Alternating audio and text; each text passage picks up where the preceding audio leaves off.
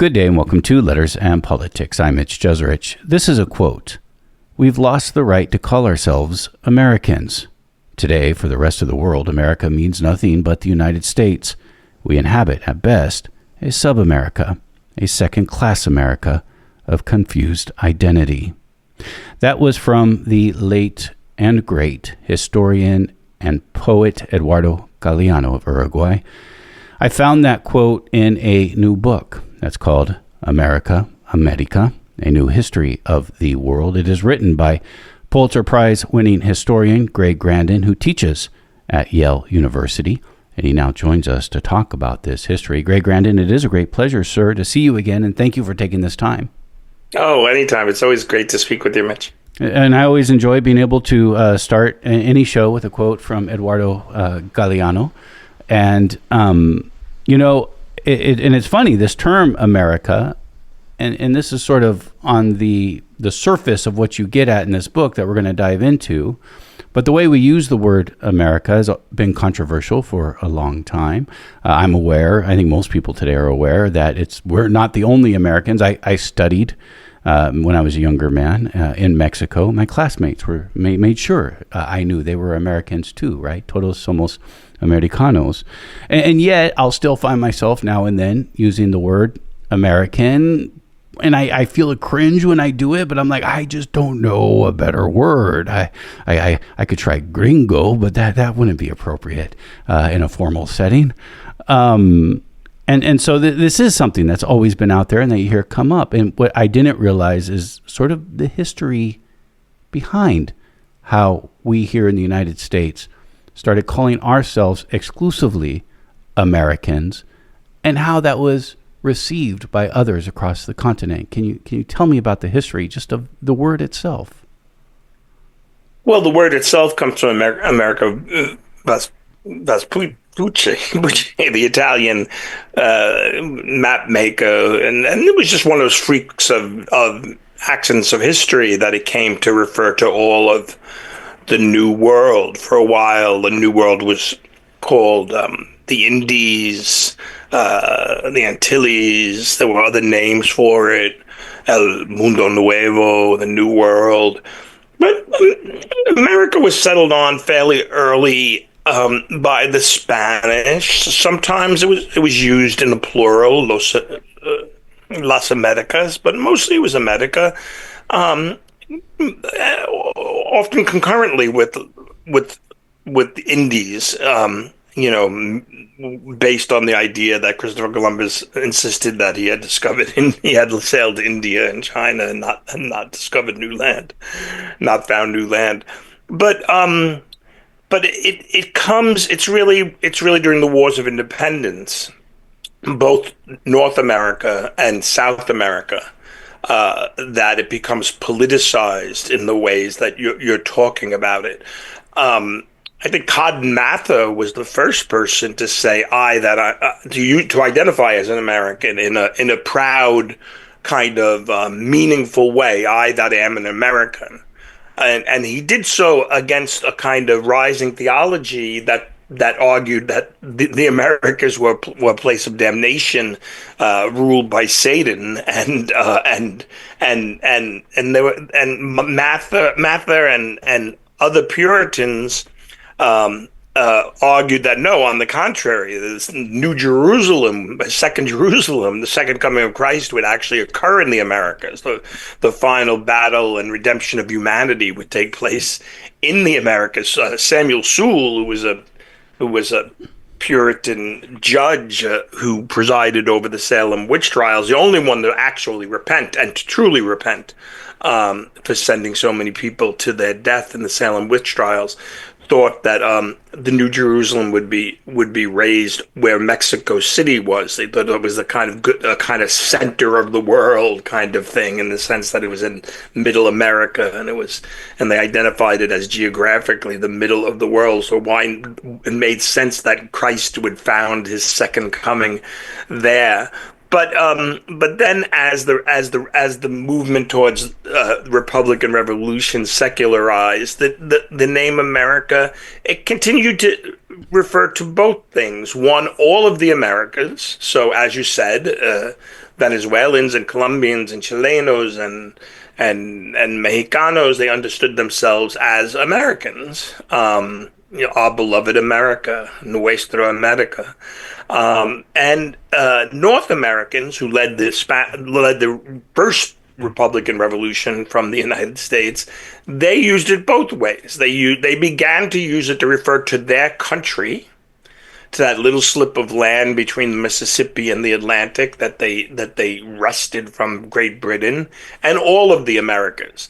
And sometimes in that second usage, there was this implication that soon all of the Americas will belong to America, as they moved across the continent. There was, but there was you could. I do a little bit of work on dictionaries and the usage of America. It's really not until the 1820s, 1830s that in English, America starts to refer specifically to the United States and not hold this kind of ambiguous kind of, yes, it's the United States, but it's also the Americas.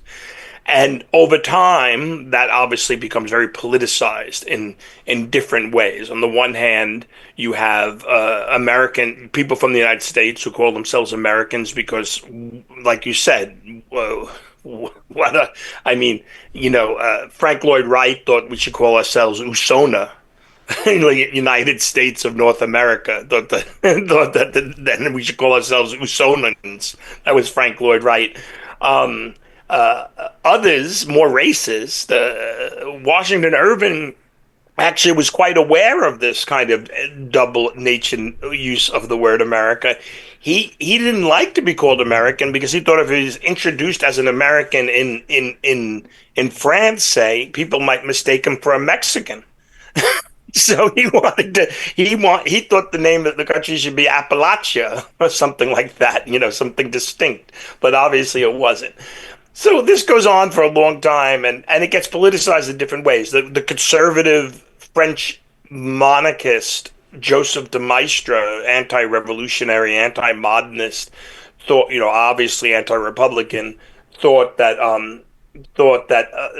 there was no content to the United States because it didn't have its own name. It only had adjectives, and for a long time, people in Latin America, before it became politicized in the 20s and 30s and 40s and 50s, as the United States started becoming more territorially aggressive, Simón Bolívar and others, called the United States Los Estados Unidos de Norte America, or América del Norte.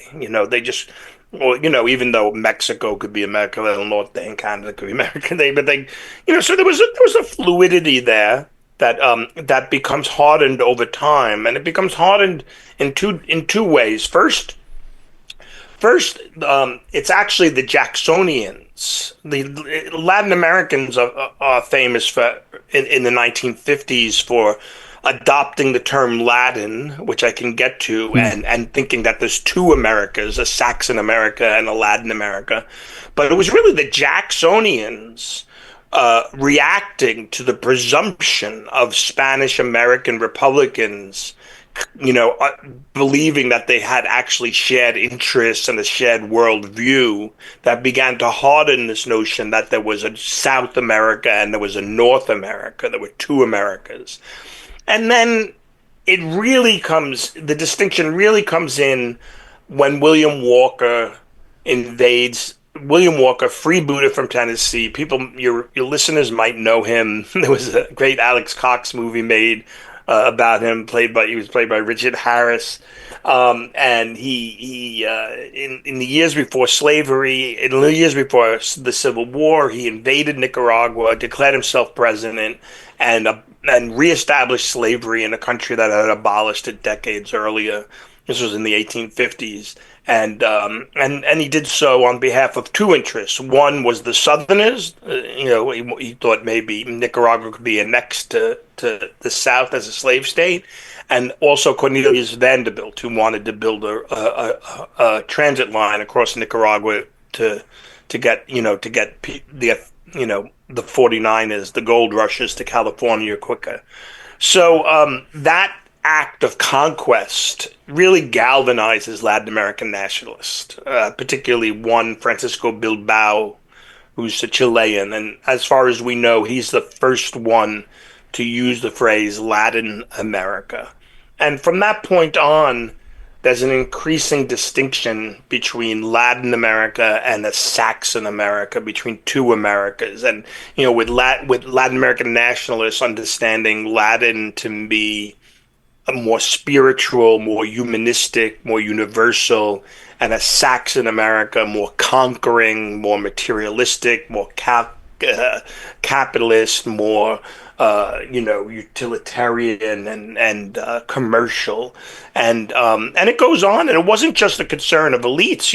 As you said, you quoted the lyrics from a song by Tigres del Norte. I don't know if you realize you were doing this, but there's a favorite band among North Mexican migrant workers, Los Tigres, the Tigers, the Los Tigres del Norte, and they're a norteño band. They sing those ballads, corridos, and they have a song, Somos Más Americanos. We are more Americans than Los Pinche Anglo-Saxons, and so you can see how these ideas feel. This isn't just a concern of like elite activists, intellectuals like Eduardo Galeano. This is like, these people are Los Tigres are singing to the salt of the earth, and it resonates. I see what I did. As I'm writing down my notes, I put both the quote from Eduardo Galeano and Los Tigres del Norte back to back, and I confused them as one when I came back to them later because I didn't remember exactly what I did. But somos más americanos. We are more American. We are more American. We represent something more. The Los Tigres racialize the term in a good way. Like, we are the children of Africans, of Indians, of Europeans, and that's like a condition. I mean, there's plenty of things we could critique the notion of mestizaje in all sorts of academic ways, but it also does lend itself to a generous vision that there is no real thing such as race, right? We are all one people, all human beings are one, and Latin America represents that. Another distinction that we see is one, and this is in history, and this is a history you trace going back to the sort of 16th century, the early years of colonialization, and that is a distinction between individual rights and social rights. And you argue that the United States, through its history, developed a sense of individual rights that we largely will find in our Bill of Rights, right? It's sort of what our government can't do. Social rights, however, on the other hand, is about more of the well-being of the collective, and I think sees government to be a more active agent than the way that we see it in our rights in the United States. And I think you write that the Mexican Constitution after the Mexican Revolutionary War was one of the first legal documents that would express these rights. Can you talk to me about the difference between social rights and individual rights? Yeah, I will. First, let me say, the book definitely makes that comparison. The sweep of the book starts with the conquest and ends with the present, and it does look at what is, and it makes the argument that what is exceptional about the United States, that is American exceptionalism. What is exceptional about the United States is the United States' relationship with Latin America, and it extends that back to the productive relationship and productive competition between the Spanish Empire and the British Empire. And it makes the argument that the violence of the conquest was so horrific that it gave rise to a new kind of morality.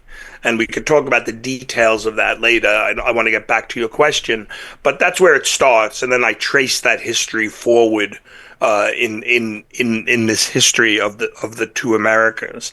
But definitely one aspect of it is this distinction between social rights and individual rights. I mean, just a quick primer for those. Individual rights are what are in the U.S. Constitution and Bill of Rights, and they basically are premised on the idea of restricting state power to allow individuals the greatest sphere of liberty as possible, to possess, to speak, to believe, to assemble, to own guns, if that's one interpretation, to be free as much as possible. And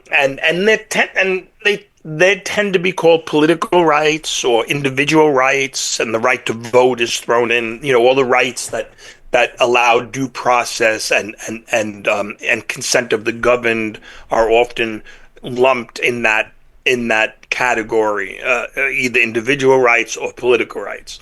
Social rights are rights in which the state doesn't stand back, but actually steps up and takes a role in capturing some of the wealth produced by the economy and redistributing it in the form of education or healthcare or national healthcare or pensions or burial funds,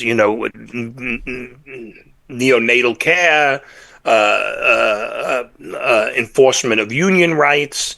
These are social rights or economic rights, and they entail the state to actually take action, not to restrain itself. And most most countries of the world, if not all, I don't know. I mean, we'd have to go look through every constitution, which I haven't done, but pretty much most countries of the world and every Latin American country have at least ideally some conception of citizenship that entails social rights, that entails that you can't have an individual unless you have a society. Society makes the individual possible. The United States, as far as I know, is the only one country that so fetishizes individual rights to the degree that that it's not in social rights, except for a vague reference to general welfare of the nation isn't mentioned at all in the Constitution. I mean, a good comparison, which I make in the book, is the very first Latin American Constitution of the first Venezuelan Republic, which collapsed and Spain had defeated, but and then of course they went on and got their independence. But in 1811, it's a constitution that recognized all of the kind of political and individual rights and right to due process and right to own property that the United States' Constitution is so recognized for. But it also was very much concerned with balancing those with the right, the ability of a state to create a commonweal, a greater good, and it explicitly said that the individuals have to be balanced by society, that there's no such thing as individuals without society. And if you look at the very first Venezuelan constitution, it uses the word social and society. I mean, I lost count. Don't hold me to this. You could fact check me when you go buy the book. But it's something like 13 or 15 times. Neither of those words appear, social or society, appear in the U.S. Constitution. And in fact, the Francisco Miranda, a Venezuelan revolutionary who plays a big part in the book, he has a couple of chapters dedicated to him. He tried to lead one of the first revolutions against Spain. He was a big fan of the United States. I start the book with his tour of the United States in 1783. So this is before the Constitution, which was adopted in 1789. But he's in New England. He runs into Samuel Adams, and he's like, Sam, Can I ask you can I ask you a question? We're both Republicans, right? We both believe in Republican virtue. But how can you have a republic founded on virtue whose laws only protect private property? And like he wrote this in his diary, and Miranda did, and he didn't write Adams's response. Maybe I don't know. Maybe Adams said he'd give it some thought and get back to him, and he didn't. But it kind of gets at the thing, right? Because when you think about it, the United States' idea of virtue is the sum total of the individual pursuits of individuals' interests. That's virtue. But Latin Americans insisted that the sum total, just letting individuals free to pursue their individual pursuits will just lead to chaos, and you need a transcendent value society. And part of this goes back. I'm going to take a little bit more time and talk a little bit more about the premise of the book. As I mentioned, the book starts with the conquest, and it starts with the violence of the conquest and the horror of the conquest. The horror of the immediate, the enslavement and the murder and the rape and the burning alive of the conquistadors did in as they conquered, and then of course the death toll that followed in terms of displacement and hunger and disease. Something like out of a total of 90 million people, 90% were gone within 100 years. That horror generated a crisis within Catholic moralism that was consequential. It didn't not carrying any water for the Catholic Church, but it mattered. Priests like Bartolome de las Casas and Francisco Vitoria came up with basically the foundational premises of what we think of political modernity, that all people are equal. I'm just going to summarize it here. It's a little bit more complicated. All human beings are equal, whether they're Native Americans or whether they're Europeans. Rulers need the right to consent. Aggressive war should be outlawed. They set very strict terms on what just war is. I'm sorry. Now, this moral critique didn't necessarily it didn't do anything to ameliorate the worst of the conquest, but it did create within Catholicism. Catholicism understood itself to be universal, to represent the world's universal history and the world's universal wisdom, and that kind of moral kind of dissent and critique within its realm. Right? We're not talking about the schism, the Protestant schism, which happens at the same time, where they break away and say, you guys are helpless, we're just going to go over here and do our own thing. This was within Catholicism. It had an effect of bringing out and drawing out the emancipationist potential of Catholic universalism and humanism. And again, it didn't stop the horrors of the conquest. The conquest went on. Colonialism was established. Spain ruled for centuries. But when independence leaders began to break from Spain, they understood their break from Spain as an atonement for the conquest. They understood they wrote very clearly, and in terms that De las Casas used hundreds of years earlier, that the Spaniards came over and they lost all bounds or restraints of society. They came over like wild animals. They dehumanized themselves. It wasn't that they were dehumanizing Native Americans. They dehumanized themselves, and they turned themselves into wild animals that preyed on the people that were here. And so there was this notion that those kind of imageries worked their way into Spanish American independence, into the constitutions and declarations of independence in the 1810s and 1820s. The idea that you need that society and individuals go hand in hand. You need society to restrain individuals, and the perfect example of what you have when you don't have that is the horrors of the conquest, where Spaniards literally dehumanized themselves, and so there was this sense that the conquest wasn't, that independence was an atonement for the conquest. Now, of course, the United States, it's quite different. The British settlers and then the independence leaders didn't think they did anything wrong. They didn't believe they were Spaniards came. When the Spaniards came, they knew they were conquering a people. They thought there were more people in the Americas that existed in all the world. They were wrong about that, but they knew they knew there were a hell of a lot of people here. The British come over. And they're like, well, where is everybody? This is great. Because the population had already... Move into their houses. The houses, because they all died of disease, an anticipatory disease, predicate diseases. And so there was no moral wrestling with what settlement meant. So people like Thomas Jefferson and the founders of the United States, John Adams said it as clear as possible.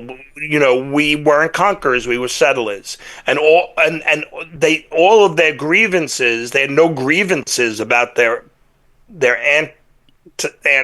ancestor settlers like the Spaniards did. All the grievances were laid at the feet of King George, and what they were doing was completely innocent. There was no sense that independence was an atonement for the settlement. So right at the beginning, there's this deeper sense of history, of an awareness of the burdens and obligations that history imposes, and so that's a big thesis that runs through the book. The way that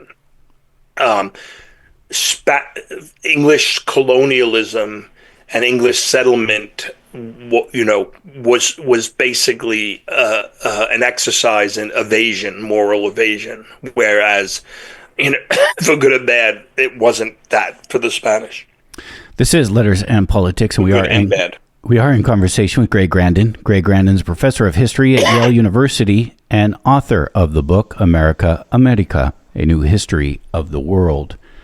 I find this debate that's happening during the time of colonization within the Catholic Church to be fascinating. And I've thought about this, not about necessarily the church, but I have thought about what has happened in the past few hundred years that would lead to an abolitionist movement after thousands of years of slavery.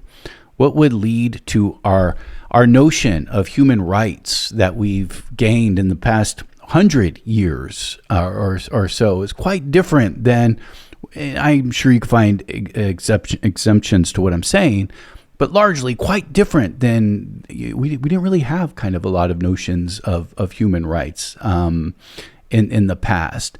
And, and then never mind the League of Nations, the United Nations, these things of trying to work together. And I guess what I'm wanting to ask is, do you see this debate within the Catholic Church in the 1600s? Do you see this debate as being a precursor to some of our more modern notions? It absolutely was. I mean, without doubt, because in two ways. One is you could see. I mean, De las Casas, gave. It's a classic sense of every document of barbarism is a document of civilization and vice versa. De las Casas, said, after witnessing Spanish Native Americans, he's like, they reason like us, they cry for the wounded, the dead and wounded, they love their children, they laugh, they have reason, they have the capacity to possess. And, he said all human beings are one. The exact translation was all of humans' lineage is one, meaning we all descended from a common, and we're all equal. And so the idea of modern equality, in which human rights comes out of, the idea that there were limits to what a sovereign can do, the idea that, that's some of the successors to Vittoria and De las Casas, like like a Jesuit, what's his name, Luis Molina, argued to the point of pacifism that no war was legitimate. Vittoria made jokes about if the Mapuche came and conquered us, like, so already there was that kind of Marx Brothers reducto ad absurdum humor that's inherent in a lot of jokes about war and empire, but what happens is, and this has an enormous, as I said, influence in Latin America, because this is the critique. Once Latin American independence leaders begin to mobilize and break from Spain, and break from one empire, they have to immediately confront another empire, and that's the United States, who revitalizes the doctrine of conquest and starts moving across the West. And is that what it's called? Is there a doctrine of conquest? Yeah, the doctrine of conquest. It was the doctrine of conquest. It was a principle of international law that existed and was considered legal, and the thing about Latin America, it abrogates, it overturns the doctrine. It says doctrine of conquest can't make any sense, because what happens? Like, the United States comes into the world. It comes into existence one nation on what founders imagined to be a vast, empty continent. Of course, the continent wasn't empty. There was Spain, there was France, there was still remnants of British, enclaves. Then of course there were Native Americans, and then eventually be Mexico. But the United States revives the doctrine of conquest in order to justify its push west, and Latin America comes into the world when it breaks from Spain, already a league of nations. They come in not one republic, but 7 republics, or 6 republics, and Brazil, which is a monarchy for a little while, and so they have to learn how to live with each other. I mean, imagine if Argentina borrowed the U.S.'s doctrine of conquest and said, you know what, we want to get to the Pacific too. We're gonna go invade Chile, So each Latin American nation both legitimated and threatened the other. It legitimated the other in the sense that if Republican Chile can rise up and break away from Catholic Spain, then Colombia could do it. Then Venezuela can do it. Then Peru could do it. It threatened each other because under the old wars of law, what was to stop Argentina from saying, we want the Pacific, we want a Pacific port? And so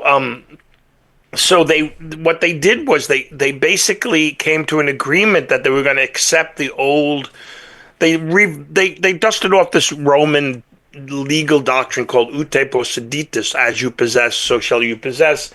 Basically means, basically it was a doctrine of war, meaning you fought a war, you grabbed land, and when the war was over, you got to keep that land, like Israel.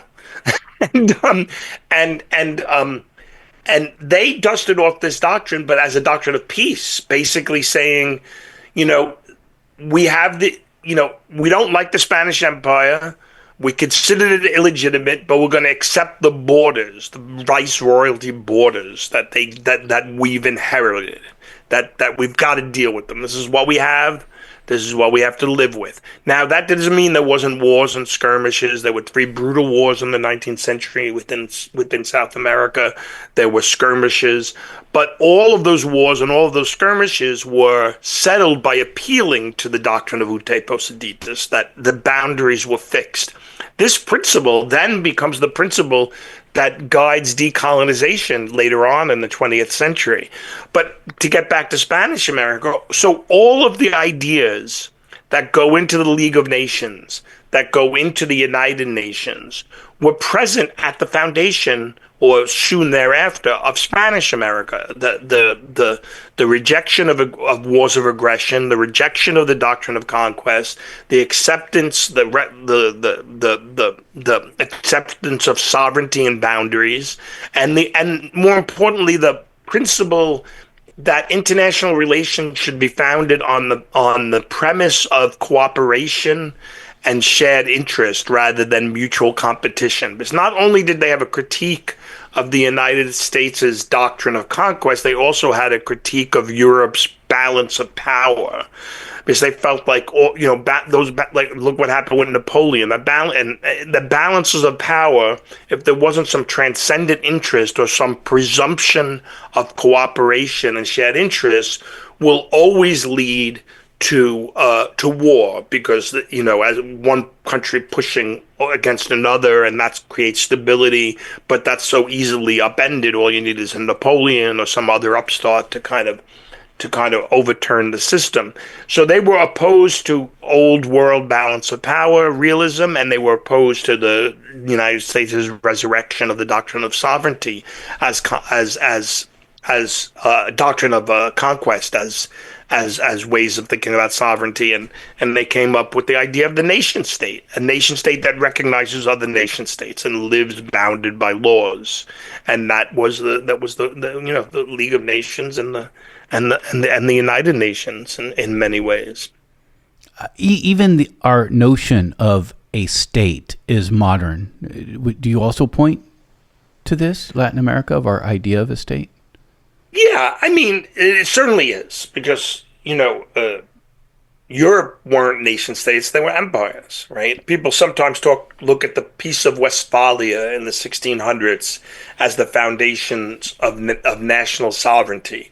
Peace of Westphalia is when basically Catholics and Protestants agreed that they would recognize each other, that they were each legitimate in terms of state formation, and they weren't going to fight a absolutist war to the death because they refused to recognize the legitimacy of Lutheranism or Anglicanism. And so, but those weren't states. Those were empires, or would-be empires. They were sending out their gunboats and their ships to, create the African slave trade and establish colonies.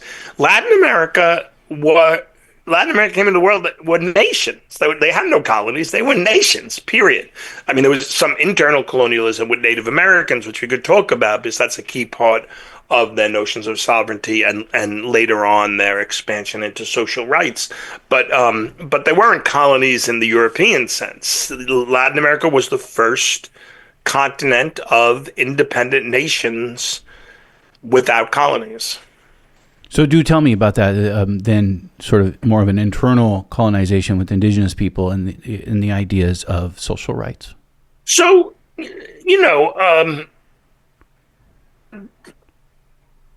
as with the conquest, a lot of the high ideals weren't in practice. Weren't put into practice. There was a big gap between ideal and reality. That unlike the United States, most Spanish American constitutions recognized everybody within the boundary as citizens, Native Americans and mestizos and people of color.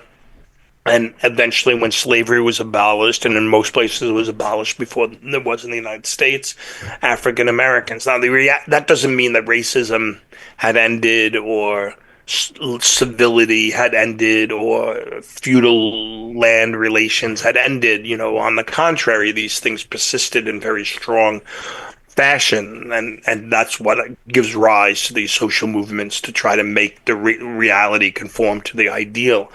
But in some places, well, in every place, the fact that they recognized boundaries also took away the genocidal impulse, because in the United States, the constant push of the frontier, of the border further and further west, was the main kind of motor of Native American genocide, right? That wasn't happening in Latin America. There was no let's drive the Native Americans in Colombia, deeper and deeper into the forest. But to the degree it happened under commercial agriculture, the turning land into agriculture. But in some cases, that, to the degree that Ute Posaditis kind of solved the frontier question, the border question, Mexican land reform solved, address the question of indigenous land, because Mexican Constitution in 1917 had an ambitious land reform that, when it was finally implemented in the 20s and 30s, returned an enormous amount of land to Native Americans. Enormous amount. The Yaqui, for instance, were driven just decades earlier because their land was very fertile, and Mexico was undergoing this massive economic export economic boom. They were dispossessed. Not all of their land was returned, but a Yaqui nation was reconstituted on communal land. It would be the equivalent as if FDR had given the Cherokee, the Creeks back their land in Alabama and Tennessee. Of course, that would never happen, but it's just a way of comparing what Mexico actually did. So yes, there's no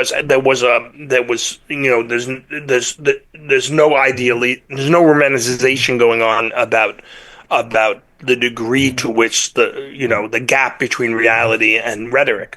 But it is that gap that in which the kind of politics that takes shape play out, and trying to make the ideal live up to the reality is one of the things that I think has led to Latin America being kind of a place in which social movements are inextinguishable. Like, they're constantly coming back, and they're constantly fighting for land under the worst conditions. Maybe not the worst conditions. The worst conditions are on display in Gaza, but under bad conditions.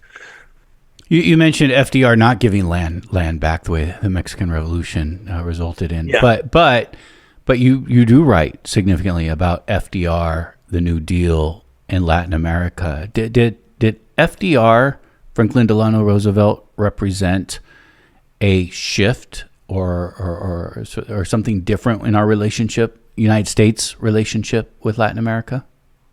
Oh yeah, absolutely. I mean, FDR, of course, he's elected in 32. He takes office in March in 1933.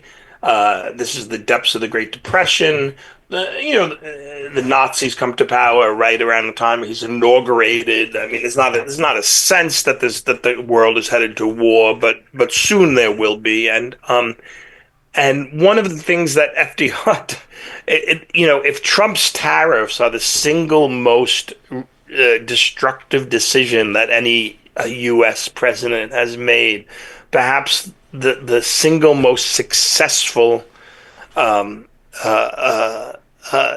decision that U.S. tariffs that a U.S. politician has done is when Cordell Hull, the Secretary of State in 1933 in Montevideo, accepts a long-standing Latin American demand for the United States to give up the right of intervention and recognize the sovereignty, both internal and external, of all nations, no matter what their size. I mean, they've had these Pan-American conferences, year after year, or every couple of years after every couple of years. And basically, U.S. politicians would go down. They'd listen to Latin Americans complain about the latest outrage, whatever it was, the occupation of Haiti, the occupation of Nicaragua, and they'd nod their heads. And Latin Americans would demand non-intervention, and the United States would, and there'll be nothing. Cordell Hull goes down there. Cordell Hull is not a left winger. He's on the right wing of the. He's on the free trade right wing of the New Deal coalition. FDR says, whatever you do, don't give in to their demands give them lights so they can land their planes at night, but don't agree to their demands. But Hull's a free trader, and he thinks that if he could establish some goodwill, he could sign some treaties, and he goes down there and he basically completely capitulates. He gives Latin America it's unbelievable. He says, we recognize the absolute sovereignty of every nation, no matter their size or their wealth, in the internal and external affairs. And we renounce the right to intervention. And people went wild. I mean, there were headlines and newspapers. And Cordell is a little nervous coming back to the United States. He thinks he's going to get chastised. And but FDR is a shrewd politician. He sees the effect it has, and he embraces it. And Cordell Hull then goes on to sign these free trade agreements with a number of Latin American countries and with other countries that has the effect of basically saving the New Deal, because it kind of constitutes a new corporate bloc that is, I won't say it was progressive. I don't know if a corporate bloc could ever be progressive, but it didn't stand in the way of labor reform or Social Security. So Roosevelt was able to move forward with the National Labor Relations Law. He was able to move forward with Social Security. As long as this corporate bloc, who saw its interests in opening up foreign markets, they didn't mind the expansion of liberalism at home. And so it, in effect, saved the New Deal. And not just save the New Deal, it began to organize Latin America to fight World War I. It tilted the balance of forces in any given country to the left or the center left against the fascists. I mean, there was a fear that Latin America was going to turn into one big Spanish Civil War. All the sociological variables and determinants were there. Landed country with a manorial cast of rich landowners who, grew fat off the labor of servile masses who had no rights, and a strong Catholic Church, a strong patrician culture.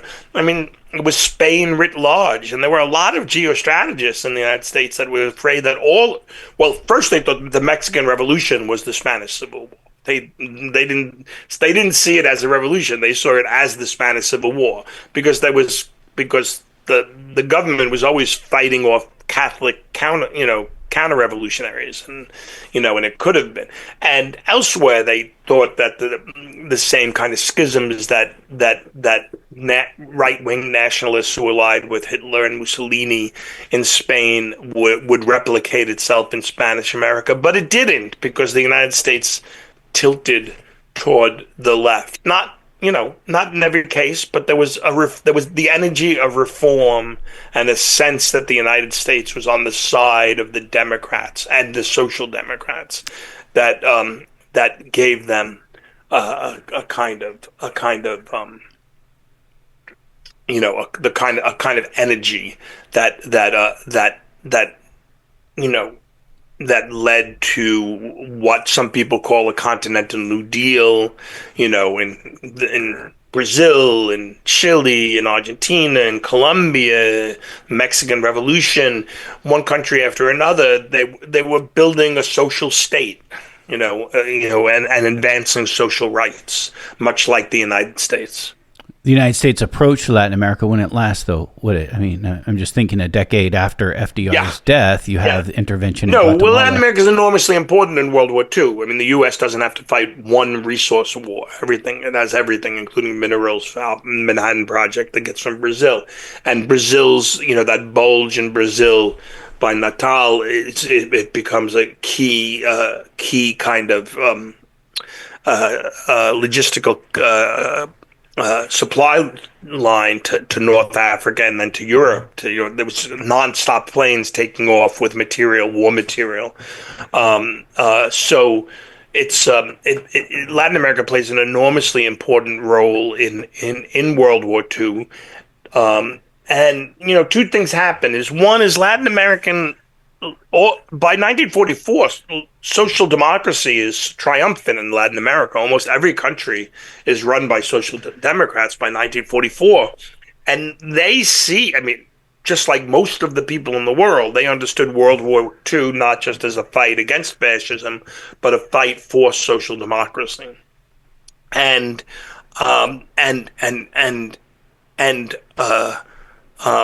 they expected that after the war, that promise would be redeemed. They wanted a Marshall Plan. They wanted public capital. They wanted, and they were told by people like Henry Wallace, Roosevelt's vice president during his third term that unless we raise the living standards of everybody in the world, we will continue to have fascism. Because fascism breeds, thrives off of this, and so they were expecting. They were expecting financial aid. They were and they also thought that that once the war in Europe was over, it was time to take out all the local little Hitlers that had managed to hang on. They allied with the United States, but nobody was kidding where they stood vis-a-vis their politics. Somoza in Nicaragua, Batista in Cuba, Trujillo in the Dominican Republic. They were anti-Nazi in terms of the alliance, but everybody. So there was this idea that we have to take those people down, but at the same time, the United States is switching, and it turns out that the line between fighting fascism and facilitating fascism is fungible, and so during World War II, the United States loaded every nation with enormous repressive capability in order to counter local fascists, right? But as soon as the Cold War starts and the U.S. signals that it's what it wants isn't democracy, what it wants is stability, one state after another turns on the left, and left governments fall, in Chile, for example, a Popular Front government is elected in 1946, sounding like as if it was running on all of the, social welfare, higher wages, healthcare, all that stuff, anti-fascism. But then there's this militant miners' strike in 1948. And the government uses all of its warplanes and tanks to put down the strike in northern Chile, and the person in charge of that is a young lieutenant named Augusto Pinochet, and this is in 1948, and that's a good example of the turn. So the Cold War is a switch from the United States is allying with the left to fight the right to allying with the right to fight the left. Now, the rhetoric wasn't that we were fighting the left. The rhetoric was that we were in favor of the democratic left. We liked the democratic left. We wanted that we were against the Soviet left. We were against the communists. We were making that distinction at the time. Oh, they continued to make it through the 80s. The democratic left, the democratic left, the democratic left. Just like in Europe, right? The U.S. worked with the democratic left, the social democrats, Christian Democrats. They built welfare states there in China. They said they were for development. But if Latin American businesses have to attract private capital because they don't have a Marshall Plan, if they have to attract, they're not getting public credit or public capital, in order to diversify manufacturing and create higher paying jobs, all of the capital is going to go to the mines and the fields. But nothing's going to go anywhere unless workers are pacified. If they're not pacified in Bolivia, then they'll just go to Peru, and so there is no room for a third way social democratic center to take hold in Latin America the way there was in Europe, and because what capital needed was pacification. Whether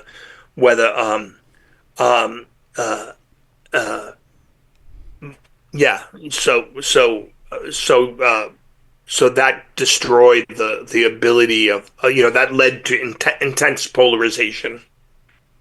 Greg Grandin has been our guest. Greg Grandin is professor of history at Yale University and author of the book América, A New History of the World. Greg Grandin, that was interesting. I thank you very much.